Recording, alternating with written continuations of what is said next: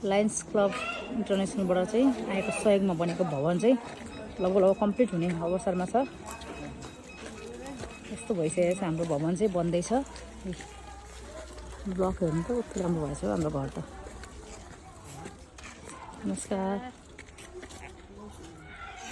लगभग कम्प्लिट भइसक्यो हाम्रो 3 तलाकै हैन, 1 तला 2 3 तलाको ढलाइ पनि भइसकेको छ। अब भित्रको फिनिसिङहरु मात्रै बाँकी छ। अब यो भवन चाहिँ हाम्रो लायन्स इन्टरनेसनलबाट $1 लाख चाहिँ सहयोग आएको हो। त्यसपछि इटरी उपमहानगरपालिकाले चाहिँ 22 लाख पैसा सहयोग गर्नुभएको। अनि अरु चाहिँ हाम्रो माया घर नेपालको एकीटा अभियानबाट आएको विभिन्न सहयोगी दाताहरूले दिएको रकमले चाहिँ गरेर 1,73 लाखमा यो भवन बन्दैछ। अब यसको भित्र सबै सम्पूर्ण यसको चाहिँ फिनिसिङ हुँदैछ। फिनिसिङ भएर कम्प्लिट भएर चाहिँ फर्निचर सहित सबै टोटल दिएर यो भवन कम्प्लिट भएर चाहिँ यसमा लायन्स इन्टरनेसनलको लोगो सहितको यो भवन बन्नेछ। एकदमै राम्रो। धन्यवाद दिन चाहन्छु। हामी जति धन्यवाद दिए पनि उहाँहरूलाई चाहिँ हाम्रो सरहरूलाई चाहिँ कमी हुन्छ। यो हाम्रो विजय हरि सरको पालामा यो प्रोजेक्ट परेको थियो।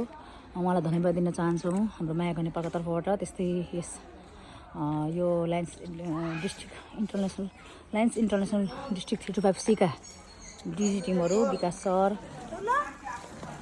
उहाँलाई पनि धन्यवाद दिन चाहन्छौँ। त्यस्तै यस प्रोजेक्ट म्यानेजर हुनुहुन्थ्यो हाम्रो राजन खत्री सर, उहाँलाई पनि धन्यवाद दिन चाहन्छौँ। धीरज सर पास्ट डिस्ट्रिक्ट गभर्नर हुनुहुन्छ, उहाँलाई पनि धन्यवाद दिन चाहन्छौँ। त्यस्तै रेव सर, भीम घिमिरे सर,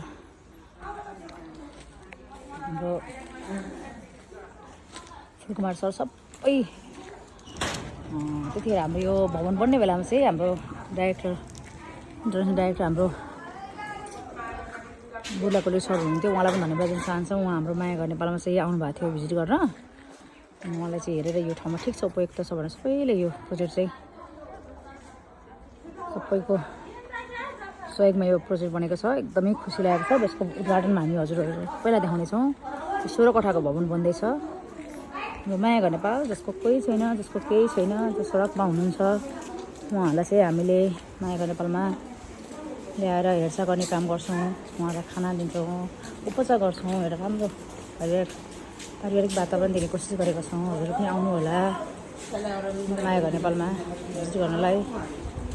हेर्नु होला हामीले गरेको कामहरू कस्तो छ होला, राम्रो भयो राम्रो भनिदिनु होला, नराम्रो भयो सुझाव दिनु होला भन्दै धन्यवाद दिन चाहन्छु। राधे राधे।